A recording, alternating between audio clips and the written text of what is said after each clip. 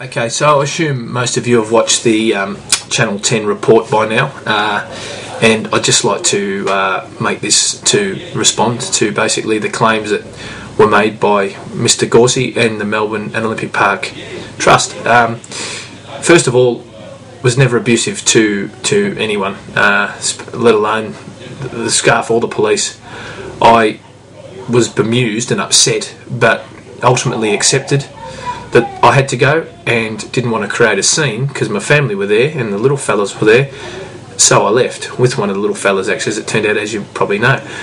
To suggest that I was kicked out because I was abusive, or that was one of the reasons, is just a complete and utter lie. And if you actually watch the tape, you will understand exactly what I'm saying, because you can see there is no abuse there. It's me being upset, but there is no abuse. Now, I'm not sure whether it's the guard trying to cover his own tracks. I don't know if he's been told to say it. I don't know who it's from, but I can assure you, and if all you need to do is watch the tapes, and if that's still not evidence enough, speak to the people who sit around me. You all probably know where I sit. Come up and speak to everyone and ask if I was abusive, and I'm sure that they will give you the response I've just given you. The other thing that you know that makes their claim, you know, illegitimate, is the fact that I wasn't even able to get 2 words out before I was told I had to leave. So to suggest that I was kicked out because I was abusive, or that's one of the reasons I was kicked out, well, that's rubbish. It's a complete and utter lie. And as I said, watch the video or talk to the people around me, and you'll find out that what they've said is rubbish. The other thing was blocking advertising, which, yeah, sure, it was blocking a welcome to AAMI Park sign, which could be construed as advertising.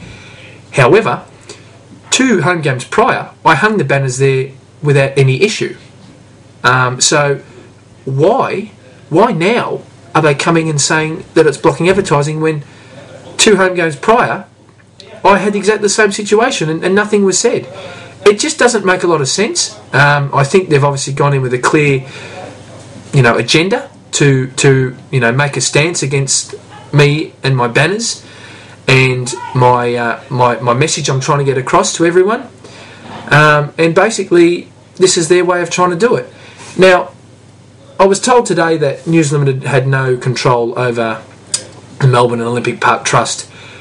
That was told to me, but that doesn't mean I believe it. And in fact, I'll go as far as saying that it's actually made me believe even more that News Limited were behind it.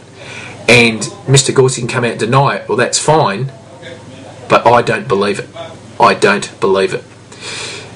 The thing that Mr. Gauci didn't do at all was contact me through the week. It's been up to me to get in touch with him and the club.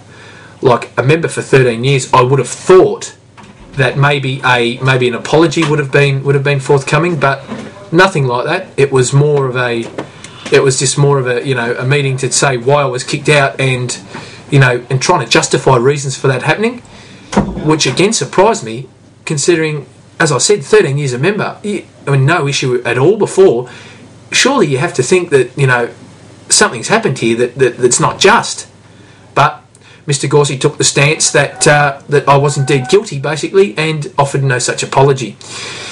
The other thing that the Channel 10 report alluded to was the fact that I had actually coerced the whole situation, and I had taken, you know, done all this to get filmed to put it on MadFan. Well, like, those of you who know me know that I do not work like that. Those of you who don't know me, I'm telling you I don't work like that. Basically, Rick and Imelda, who were the runners of MadFan, were going to the game like as my guest. I wanted them to go see a rugby league match. I wanted them to see the banners up. I wanted them to maybe take a couple of pictures, which is what they were doing. And obviously, Nicholas and I wanted them to see, you know, the great team that we go on about and say we love, and, you know, the enormous amount of heart that the players show. We wanted them to see that, and we wanted to also see all of our wonderful supporters. And basically, they did see all that, and it was great. For them, whoever it is who's making these accusations that they were there to purely film me getting kicked out, well, that's crap. I never went in there with any intention at all to even get in trouble, let alone kicked out. That is just, it's such an attack on my character that, you know, I mean, I've had plenty from, you know, many people involved with News Limited since I've started this, but that is a real attack on my character, and I really, really am offended by that. But I know that's how these people work, so I know I've just got to cop it, because I'm now going to be a target for them. I've obviously now got a reputation that, you know, I'm a troublemaker to News Limited, and, you know, they're obviously going to be watching me everything I do. But I want to reassure everyone that I have not wavered in my belief that we need these people, being News Limited, out of our football club. We need Dr. Moody, Jerry Ryan, Peter Maher and Petra Fawcett back in charge of the club and running the club with the purple heart that we all have. Until that happens, I won't rest. So I want to make this pledge to you guys that no matter what they're throwing at me, no matter what kind of mud that sticks, that, you know, even if it's not warranted, but if they throw it and it sticks, I'm going to keep going. I know it's going to be hard at times, but, you know, everyone's shown support for me. Like, the people have shown support for me. It means a lot, guys. And all these messages I've got since this happened, it does mean a lot. I was told by someone, by Mr. Gauci, that basically I'm in the minority and that the majority of Storm fans just want to forget about this and move on. Look, we all want to move on, but we don't want to forget what's happened. And we can't forget what's happened. And in saying that, we can't move on until we've fixed the problems that have been created by News Limited. We can't move on until we've fixed the problems that they've created. And as I said, that is getting the directors back. Finally, in this, I'd just like to personally thank Dr. Moody for, you know, basically, because he witnessed everything the other night, and he offered his support to not just me, but by offering his support to me, he's offering his support to all of us, guys. He's offering his support to all of us, and that is what, you know, that's what we need, and that's why we're doing this. We've got to get these people back in the club and get News Limited out.